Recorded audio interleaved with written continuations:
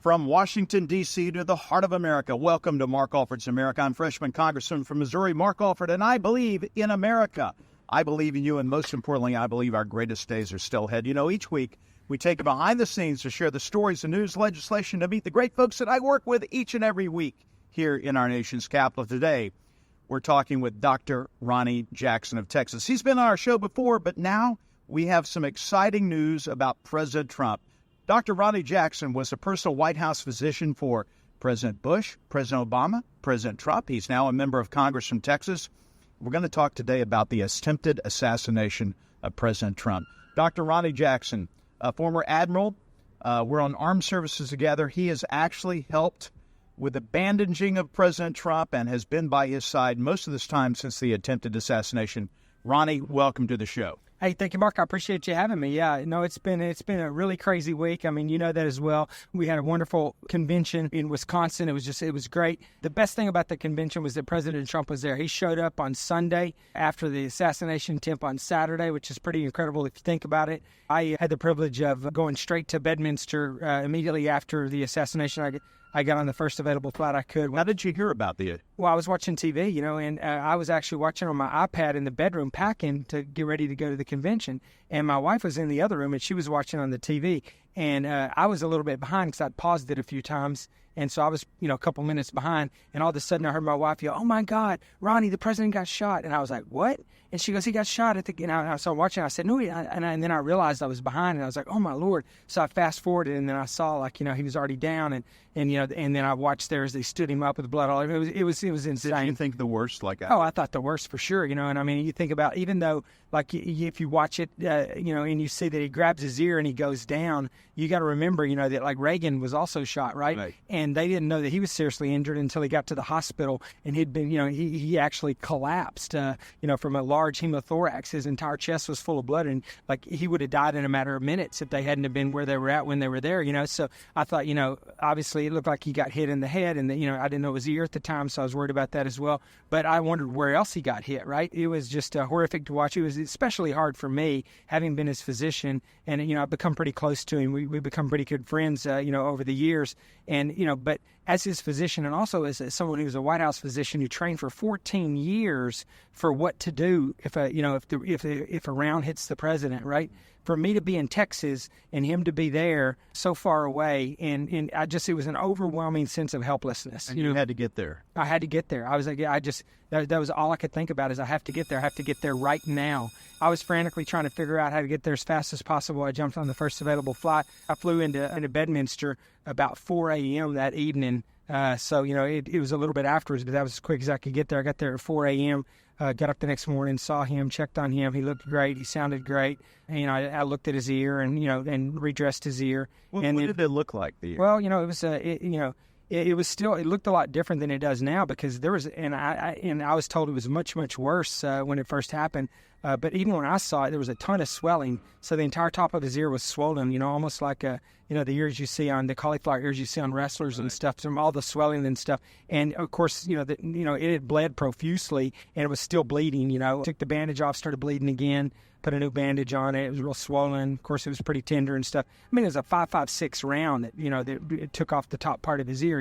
Luckily it didn't get into the cartilage of his ear, so I think structurally his ear is going to be intact, and really be up to him whether or not he wants to get anything done with it. Did the bullet go through the ear? It basically, instead of forming a hole, half of the bullet took off the top of the ear, so it was scooped out like a half moon, right, the top of his ear. And so all of the fat and the skin that's naturally over the top of the cartilage in your ear, the kind of the meaty part on the top of your ear, that was gone, and it went down to the cartilage. Serious injury, but not near as serious as it could have been if it had been, just a fraction of an inch, or even maybe, less than a millimeter closer to his head. It would have entered his head, in which case, it would have, probably made a single hole coming in, but it probably would have taken the entire back of his head off as it exited.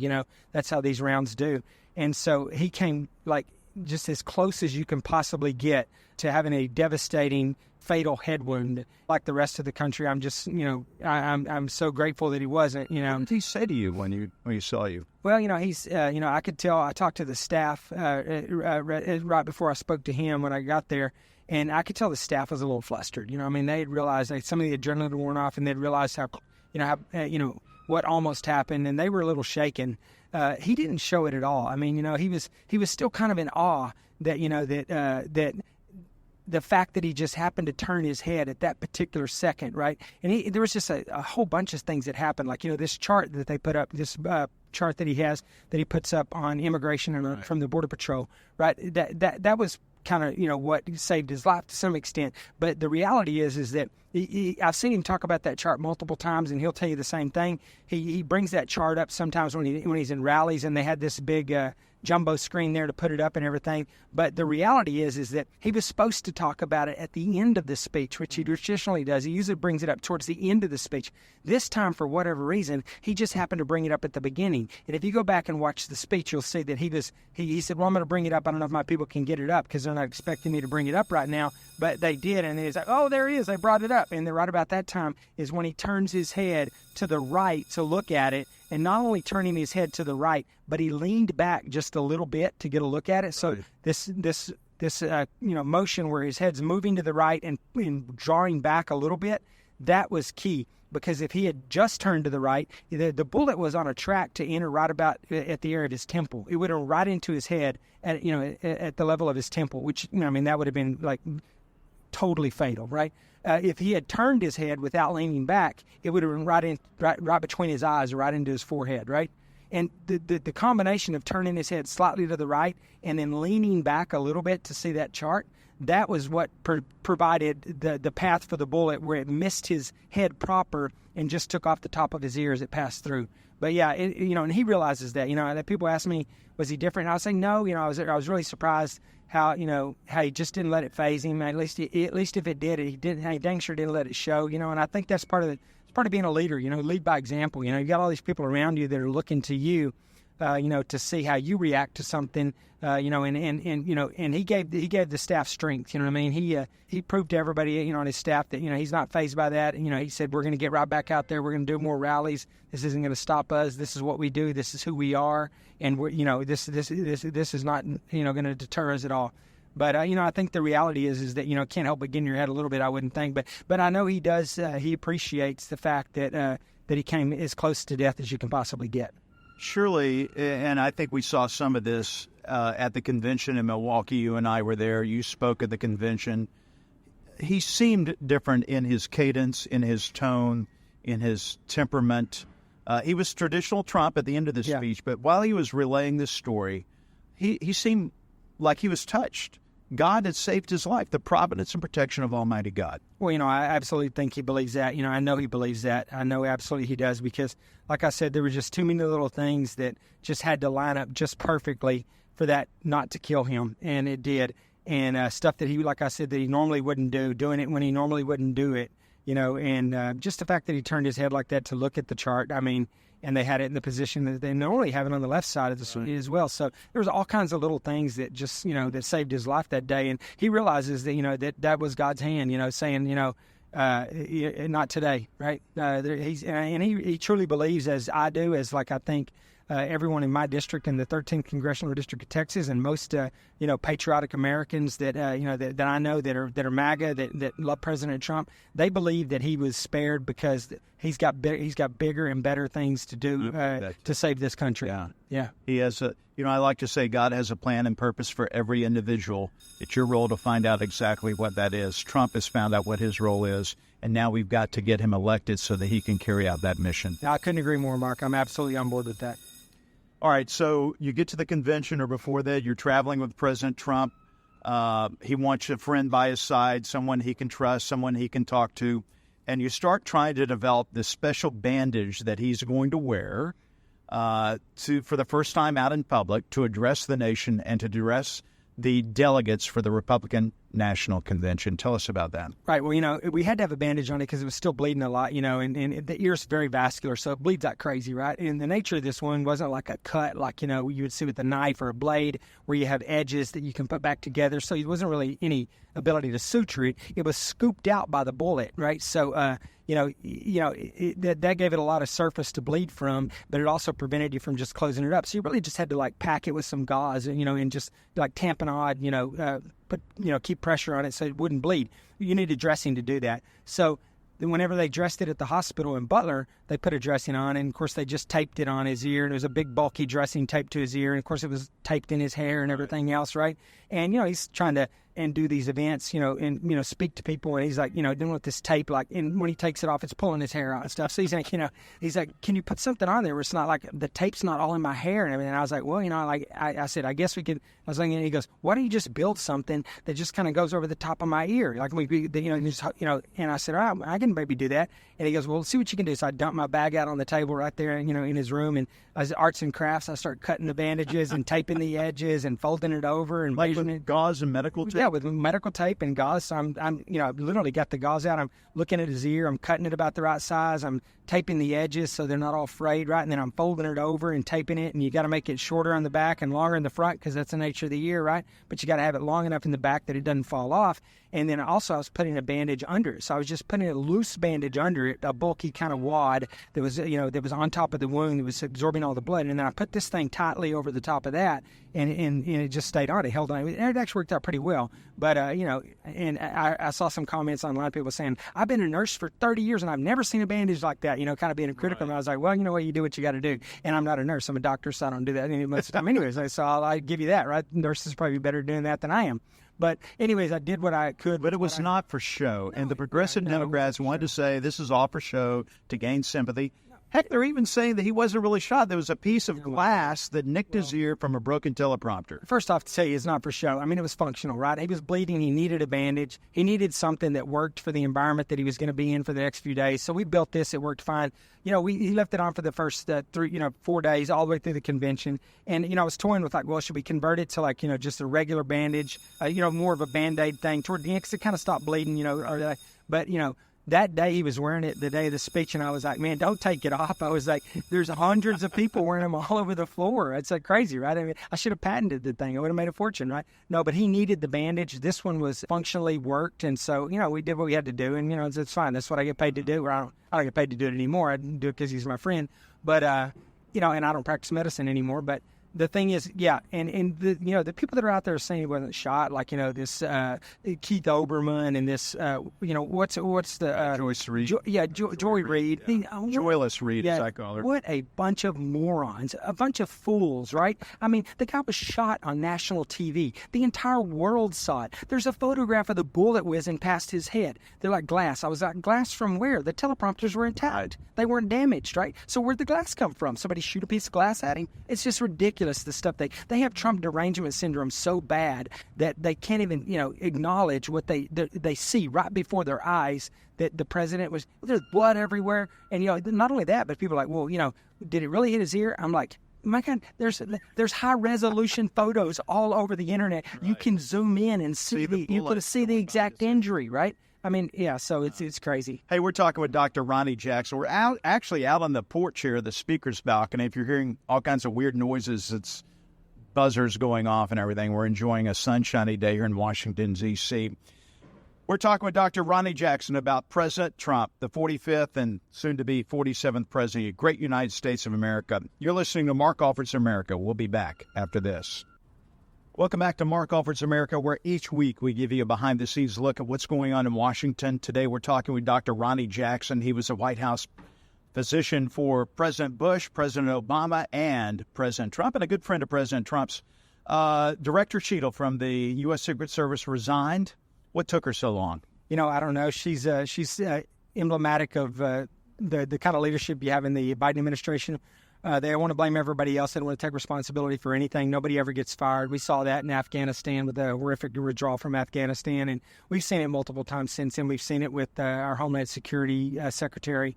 But, look, she needed to go. She should have done the honorable thing right off the bat. She should have immediately resigned and then been as cooperative as she possibly could to help us all determine exactly what happened. There was a massive, massive failure. I worked side by side every single day in the car, in the holds, with the Secret Service. That was my job for 14 years. I've probably done more Secret Service walkthroughs at sites, at event sites than anybody I know. That's just, what I did for 14 years. So I know what a colossal failure this was. But, look, I'm glad she's gone. She should have, like I said, left on her own. But, we need good leadership now. We need answers. Yeah. America, all these conspiracy theories are wrong. And look, just because you're paranoid doesn't mean they're not really out to get you. I get it. People have a distrust right now of government. They have a distrust of law enforcement. That's part of the problem that causes this empty space to allow these conspiracy theories to swirl. Well, you look, it's because they're hiring people in these jobs for the wrong reason. She should have never been there to start with. She was completely unqualified for this job. She did not have the background and the qualifications that she needed to be the director of the Secret Service. They hired her because of DEI. I mean, she was a DEI hire. And, she got in there and she said right off the bat, one of the first things she was going to do is her number one goal was to make sure that 30% of the Secret Service was female by 2030. Well, if we have a lot of female Secret Service agents that can do the job, more power to them. Get them in there. I don't care. I don't care if you're black, if you're white, if you're male, if you're female. If you can do the job and you're qualified, let's hire them, right? But you can't make that the reason that you hire people. You still have to hire people because they're capable of doing the job you're hiring them to do and they're the best person for the job, right? And so we suffer from that all over our government right now because we've just been motivated by the wrong reasons. And, we're going to get it back. We're going to turn it around, but it's going to take a while. I mean, we got, 8 years in the Obama administration of basically diversity hires. And then we have the last 3 years, it's been on steroids. Do you think the difference shown of the detail that he had at the convention, tall men, what does that say about the changes that they've made on that detail? Well, I think they got a lot of criticism because some of the women that were around him were small in stature, and didn't, their bodies weren't big enough to cover his body. And I tell everyone, look, I'm short. Yeah. I should not be guarding. Not that I qualify in any way, but they could not shield the president of the United States. You could guard Buttigieg or somebody like that, right? You need a short. You need you need a short protectee, right? No, it's true. I mean, there's certain things that are important, and the size of your protectee, and he's a tall man, he's 6'3". It should drive a little bit of it, and God bless those women because it's not their fault that they're short, right? It's just a reality that when it's time for you to use your body as a shield to protect the President of the United States, your body has to be big enough to shield something besides his thigh. Yeah, the president's actually close to his detail. They've been assigned to him in Mar-a-Lago. I guess you do become quite close because you really share your life with these individuals who are trying to protect your life. You do, and they made some mistakes as well. There's no way around that. They're responsible for some of the issues that weren't addressed. But he loves his detail. I know his detail personally. I love him. I've served with a lot of them for years now. I knew him long before President Trump was president, before they were assigned his detail.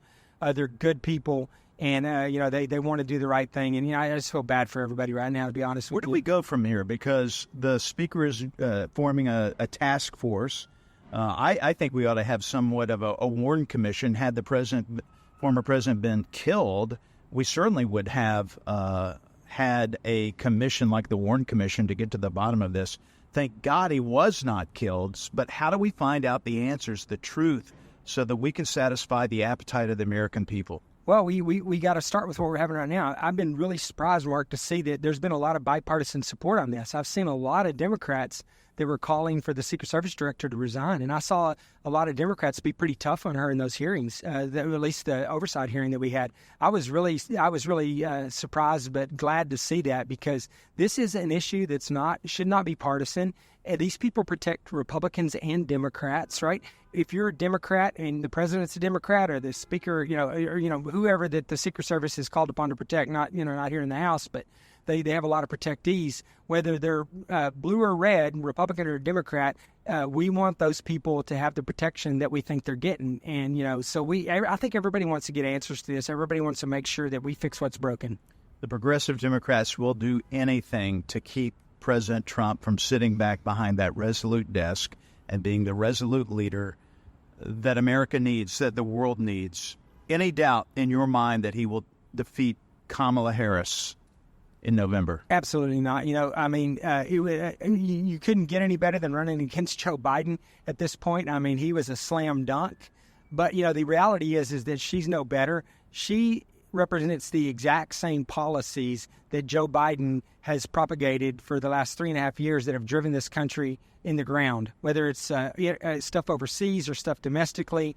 Everything that's gone wrong in this country has been supported by Kamala Harris. She's part of the problem. And to be honest with you, if you look at their politics, she's even more progressive and further to the left than Biden has ever been, I think, it's hard to tell with him now because I think a lot of progressives that are cut from the same cloth as Kamala Harris have been pulling the strings with the Biden administration for the last 3.5 years. But she is absolutely 100% part of the problem. People recognize that she's part of the problem. They recognize she's an extension of the disaster that has been the Joe Biden administration for the last 3.5 years. And I think that we will easily defeat her. We have to. Folks, thanks for joining us for Mark Alford's America. We'll talk again next week. We've been talking with Dr. Ronny Jackson, the personal friend and physician for the White House for 3 administrations. Until then, folks, remember, I believe in you. I believe that our best days are still ahead of us. And Ronny Jackson, I believe in America. Thank you, Mark. Thank you for having me.